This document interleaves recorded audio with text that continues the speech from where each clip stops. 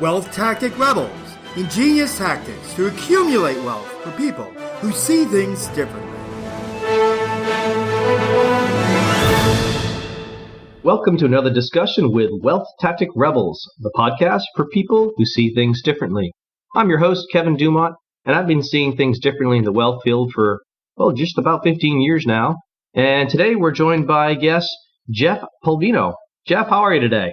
I'm great, Kevin. Thanks for having me. Well, we love having you, Jeff. I'm glad you're here. And Wealth Tactic Rebels, today we're going to talk about an important topic for, I think, all entrepreneurs, and that has to do with marketing, a marketing plan, a marketing strategy in digital media and how that ties together.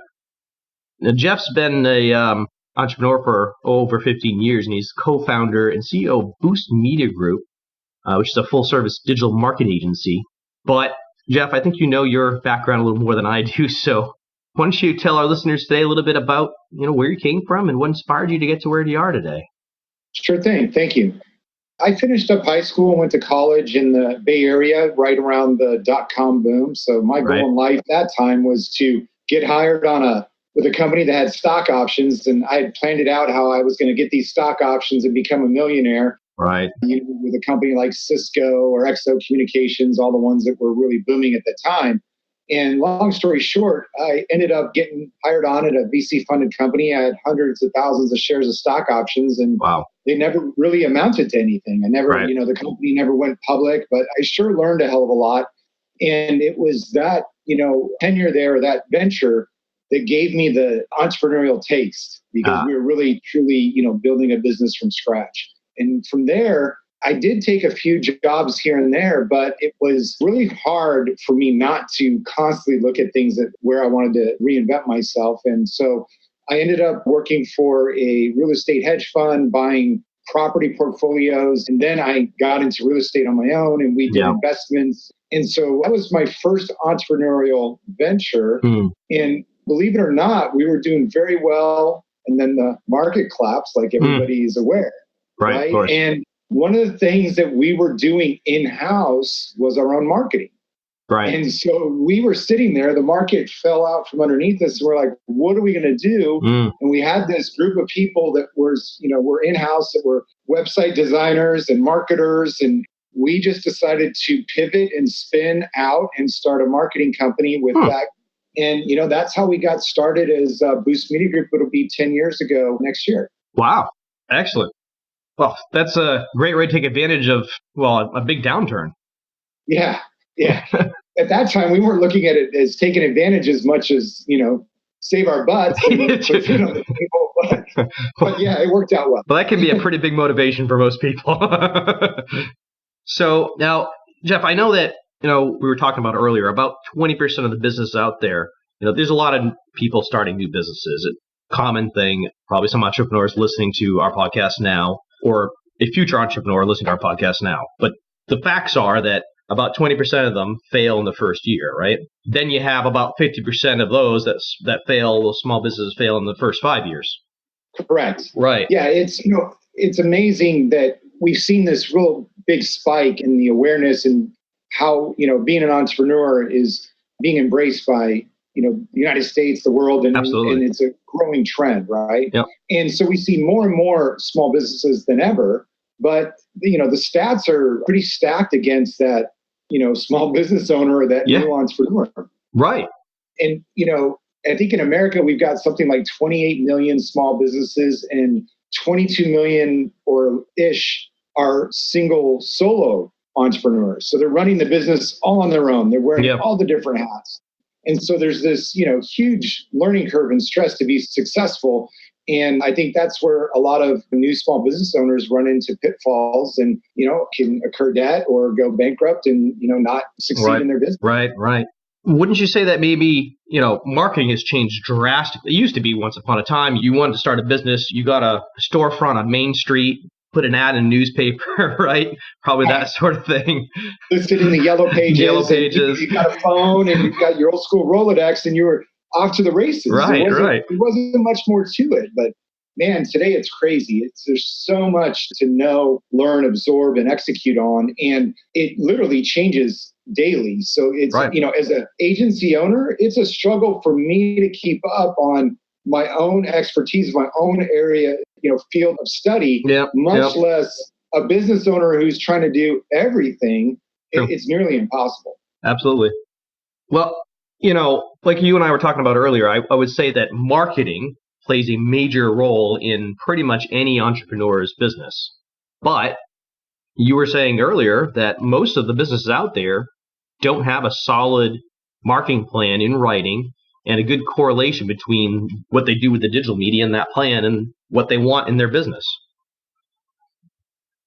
Yeah, it's so true. I was reading a study by Search Engine Journal earlier, and they were quoting it as over 50% of small business owners do not have a marketing plan. Wow. But I think that number's, a little skewed because those are people like, in search engine marketing, that are interested. Right. It's almost 10 out of 10 that I meet. And my question to them is, do you have a marketing plan in writing?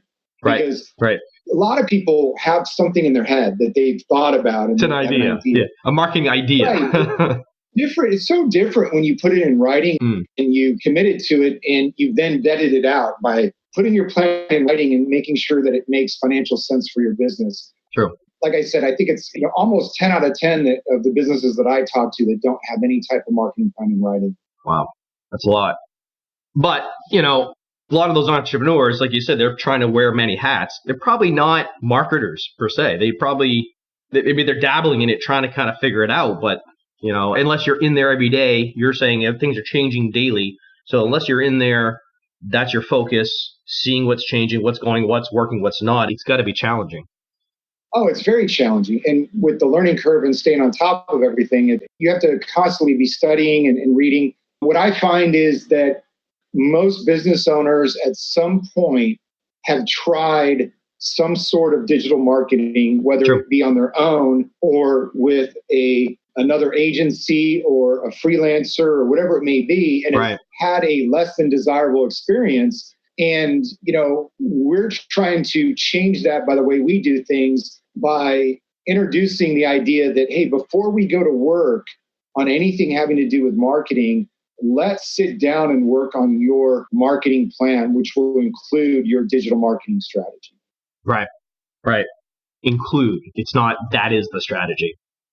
Right. Right. And we need to understand, in order for any marketing company to execute properly on a marketing plan with a digital marketing strategy, we have to understand a lot about the business of what's a financial win for the business. Right. What is acquiring a customer at $10, $20, $30? Is that a win? Understanding their average customer acquisition cost, understanding their average lifetime customer value, and how to drive results that lower those things and allow the company to grow and scale while we add to their profit on the bottom line.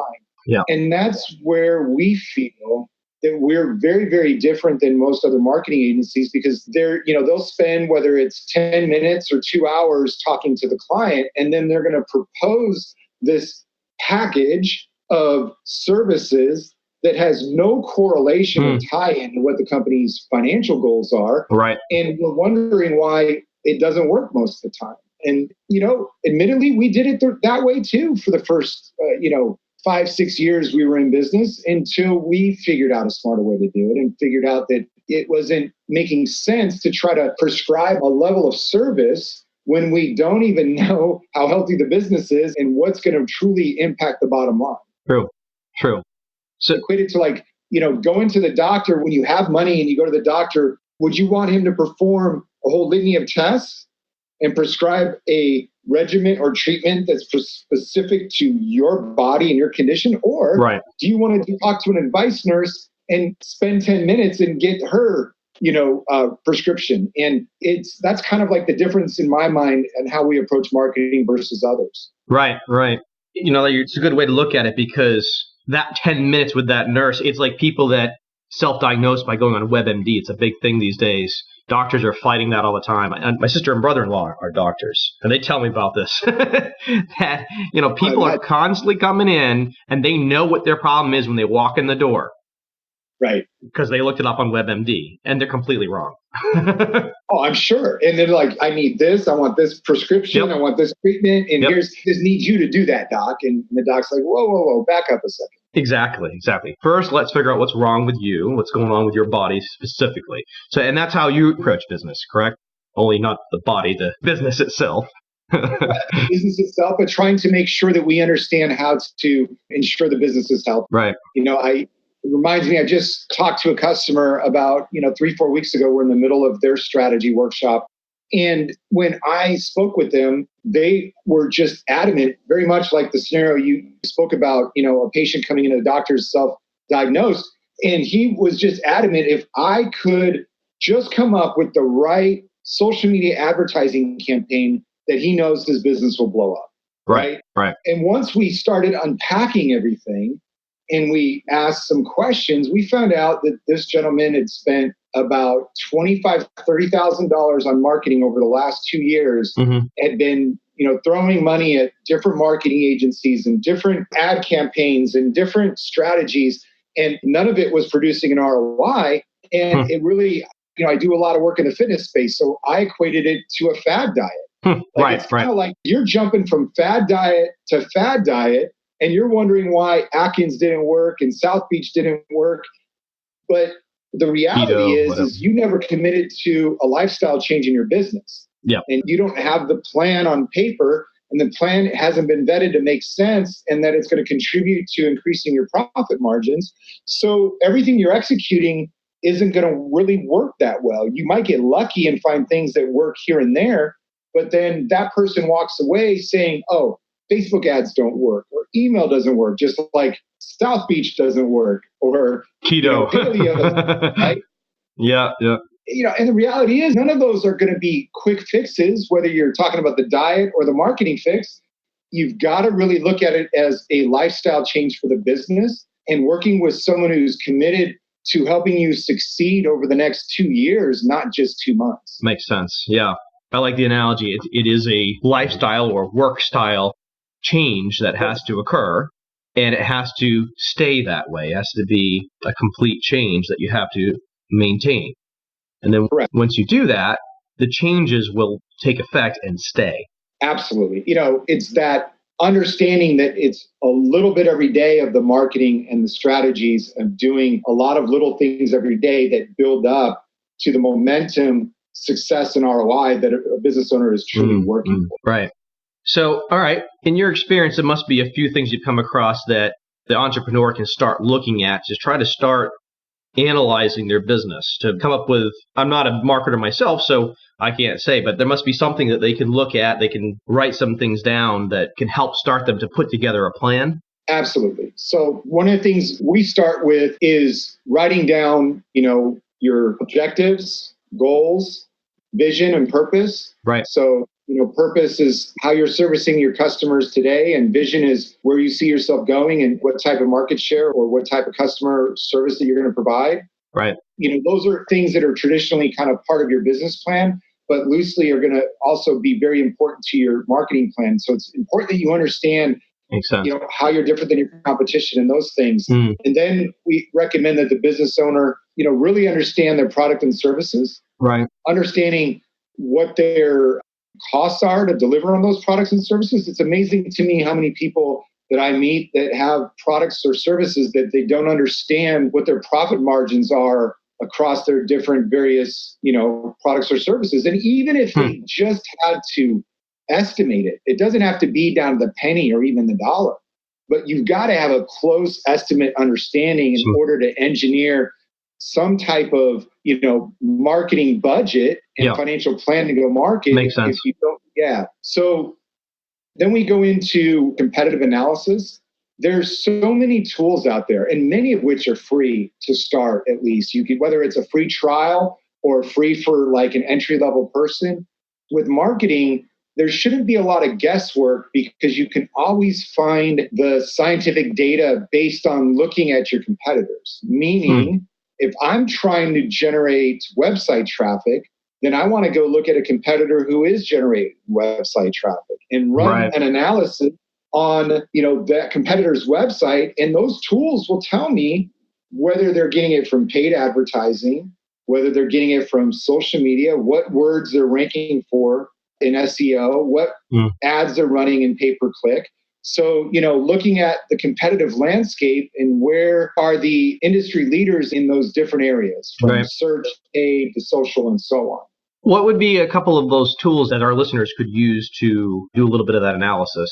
We use SEMrush for just about all of that analysis. There's a few others that we use that complement it, like SpyFu and a few others, but SEMrush, it used to be just for, SEO and SEM marketing, search engine marketing. But they expanded the competencies in their suite of tools quite a bit over the years. And it's almost, I would say it's probably one of the best full service, all around tools that can help you with all of that. Cool. Excellent. So let's assume our entrepreneurs now followed your advice. They've kind of got a little idea of what's going on. What do they do next? Well, once they do that competitive analysis, the next step is they need to understand their target audience or their buyer personas. A lot of people will also call them avatars. Right. We talked about starting a business years ago and how we would list in the yellow pages and maybe, run an ad in the newspaper. It used to be that we kind of thought of ourselves having this ideal, perfect customer, right? Right. And it's just being this ideal one, style, perfect customer, this one persona. But really in today's day and age, what we find is that we can identify, and we should identify, upwards of 5 to 10 different buyer personas for that customer, because they're very, very different, and we're able to message them differently via social media. And bear with me, I'll give you some examples. Sure. For instance, we recently did a marketing strategy for a massage therapist who has a studio with, a bunch of massage therapists there. Right. And, so you've got one of the buyer personas is going to be somebody who got injured in a car accident. Right.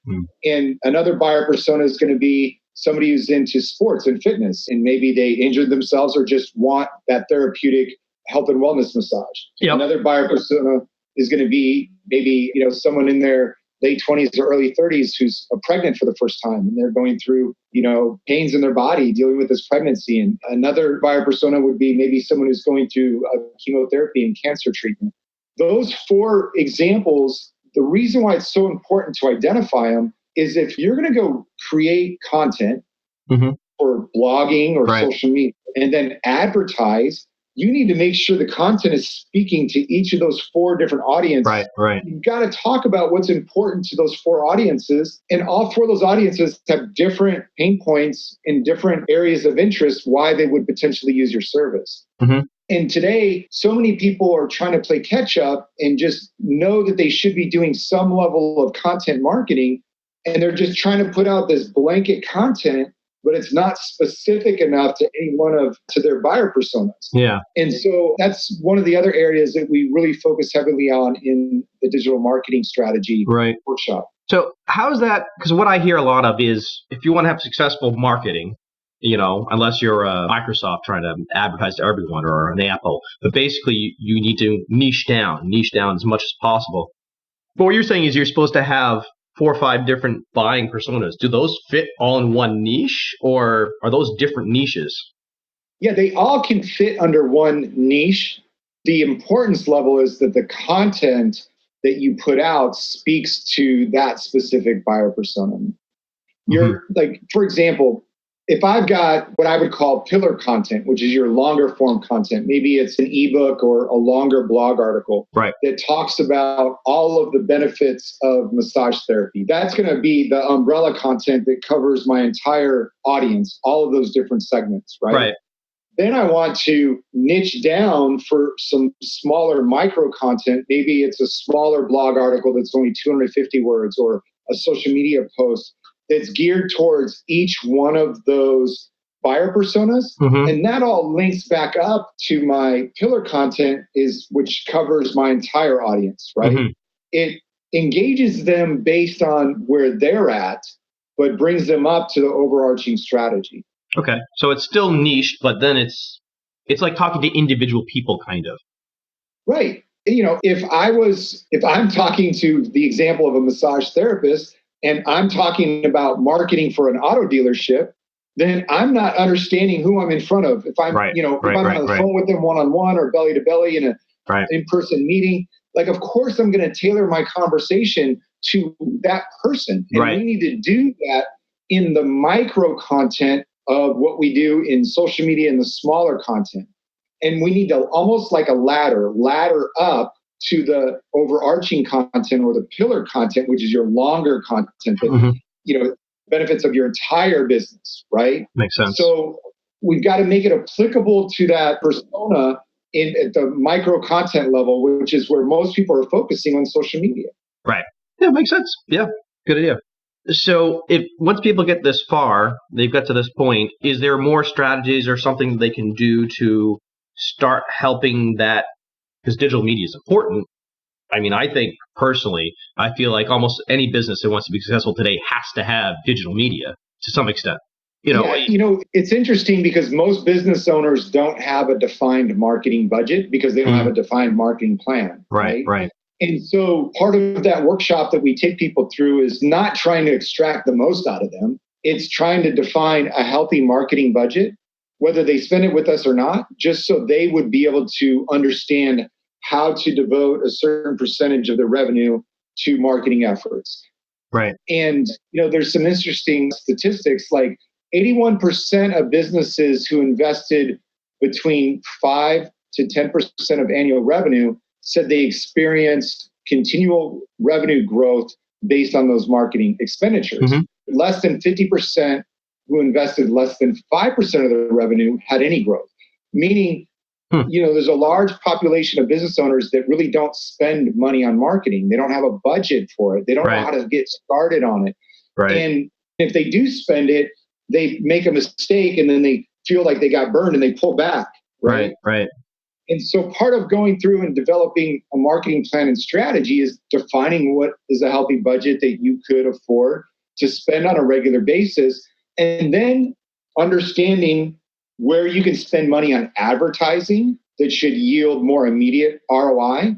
Like if you're going to spend money on Google pay-per-click, you should be looking for a business who's searching to hire a business like yours, and you should get an immediate ROI on that. Right. Versus you're going to spend money on blogging and social media, that's more of a branding effort, and it's going to take a while to get a response there. Right. And so, it's understanding the difference between advertising and brand and taking a percentage of your revenue and devoting it towards advertising if you need immediate results. So you're getting your revenues up, right, which should increase your marketing budget then, and having a smaller amount, devoted to branding, so that as your budget increases, you can devote more to branding, which over time allows you to spend less on ads. And, a lot of business owners, they're not exposed to that level of training in their business or education in their business. And that's where, working with us on a strategy, we can help them define that. And even if they, some people walk away from doing the strategy workshop and then they go execute on their own, which is completely fine. Right. But it's important that they understand and set aside a marketing budget, just like any other expense, whether it would be a rent on a building or insurance. It's just as important. Yeah. If people don't know about your business, your doors are going to close pretty quick. Yes. So I like that. And I like what you said there about that tactic of maybe starting with the advertisement that gets you some quick ROI and understanding the difference on what the branding is, and then maybe slowly reversing the amount of investment that you have from more on the advertisement to more on the branding over time. That's a good strategy. That's kind of a wealth tactic rebel type of strategy. Yeah, it definitely is. Yeah, we got to get the business healthy and keep it healthy for long-term sustainable growth. So, excellent. Yep. So how can our listeners now, let's say they've come this far, how can they work on their digital marketing? How can they make that digital marketing or help that digital marketing to fit in better with the plan they've now worked out? Now that they have it in writing and they have something they can execute on, I think one of the key things is to make sure you're revisiting it on a quarterly basis. I talked about how when we were in real estate that we had to pivot into marketing. And I think a lot of times when you're a entrepreneur or a small business owner, you're pivoting all the time. You're pivoting just to stay alive and to stay afloat. And what you don't want to do is find out that you took the time to write out this marketing plan and strategy, and that, find out a year later that you pivoted 3 times and you've been marketing, that it doesn't even correlate to what your services are or your value proposition is. And so what I like to tell business owners is that once a quarter, they should be reviewing the goals they set up and the plan and making adjustments and making sure it's in line with what they're trying to accomplish. Okay. Right. The other thing that I recommend is with business owners is your best resource for information is to ask your customers or prospective customers. So, if it's a prospective customer that didn't sign up, call them up and ask them like, hey, what could I have done better? Were you turned off by something in my marketing? Were you not impressed with something that we did in the sales process? Like, what would it have taken for me to earn your business? And if you're sincere and call up without this like agenda, like, hey, I'm going to call up this guy and close him. Right. Like if you call them up sincerely and say, hey, look, I understand that you guys decided not to move forward. No hard feelings. I would like to learn from this. And if you don't mind giving me some honest feedback, I'd love to hear what you have to say. And if you're willing to do that, I'd love to send you a thank you card with a Starbucks gift card, or something for your time. Good idea. And, you might just turn it into a customer, but I always caution my clients is don't have it that be your goal. Have your goal to walk away with honest feedback, because you'll learn more in that call than ever you're second guessing about yourself in the business. Right. And then hopefully apply that, what you learned there. Yeah. We really advocate taking surveys all the time. We try to do with our clients, we try to advocate customer surveys on a quarterly basis, sales surveys as needed. If we're not seeing the results within the sales process or the marketing process, we try to interview the people who have seen the marketing or have made it to sales and didn't purchase and just, find out where we can improve. And then constantly keeping your eye on the competitors. With SEMrush, the program that I mentioned earlier, you can set up dashboards to watch your competitors and see what they're doing. And you'll see a competitor like, to use the example of the massage therapy location and office, like we saw one of their competitors have a huge spike of 10,000 website visitors in, a month. And we were able to go in and see, then that showed up on our radar and we said, okay, what's this competitor doing? Right. And now, that didn't happen in a vacuum for us. It's like, okay, we can see what they were doing and how they got that traffic, and we could try to reverse engineer and try to implement something similar. Right. So, I think constantly looking at the competition, month in and month out is very important. Sure. True. I can understand that. It's, there's a guy that we work with that for one of the companies that we use, and he says, I never had a good idea in my life. I just borrowed it from someone. It's so true. I don't remember which ones I've had and which ones I've borrowed. It kind of goes to the fact, how often have you ever had an idea where whether it's in the shower or over dinner, you think, oh my God, I got this great idea for a new company or new invention, right? And you're you're so convinced it's the first time anybody's thought of it, and you go to Google and you Google it and it's already there. Right. So it's whether you weren't the first to think of it or whether, you found it through research. The idea is taking whatever ideas you have and constantly improving it. Whether it's someone else has it, whether it was someone else's first, there's always room for improvement. Absolutely. But the roadmap is there. Like what you're saying is you're doing the research, you're finding these other companies, what they've done, what's worked. You've already got a roadmap. Now all you have to do is copy that, modify it to fit your specific company's marketing plan and goals, and implement it. Absolutely. That was perfectly said.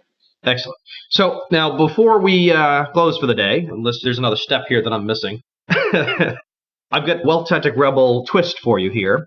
And that is, we're going to ask you for a value bomb of something that in your experience, our Wealth Tactic Rebel listeners can look to avoid doing and something they can do about it. Okay.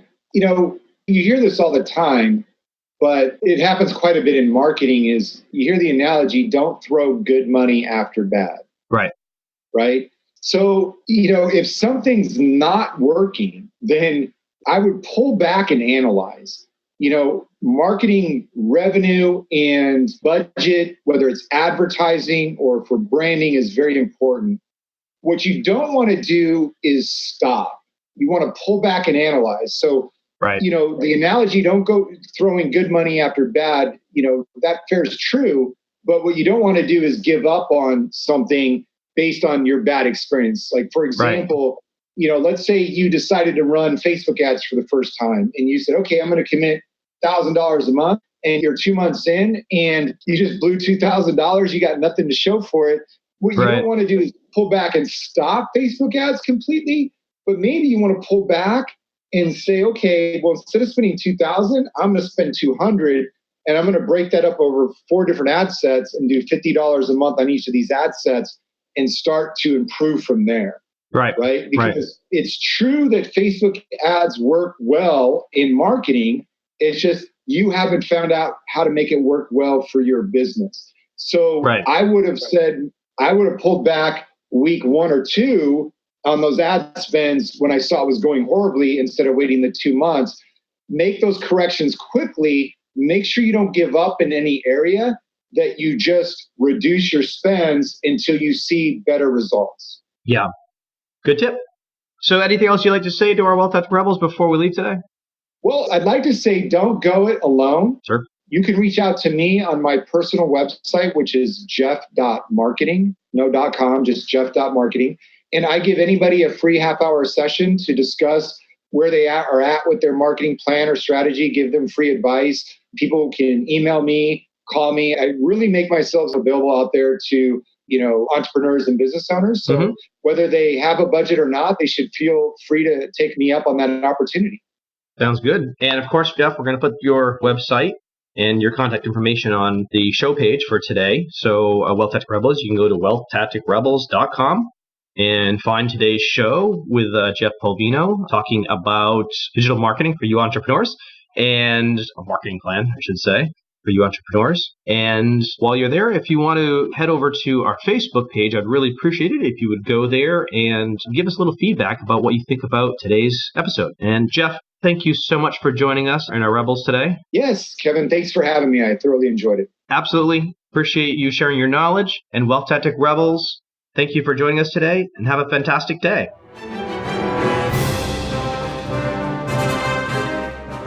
Want to really see things differently? Take our course, Ingenious Tactics 201, where we teach you all the wealth accumulating tactics with detailed real-life examples. See your progress with quizzes and a certificate of completion. For course details, visit wealthtacticrebels.com. Sign up today and start seeing things differently.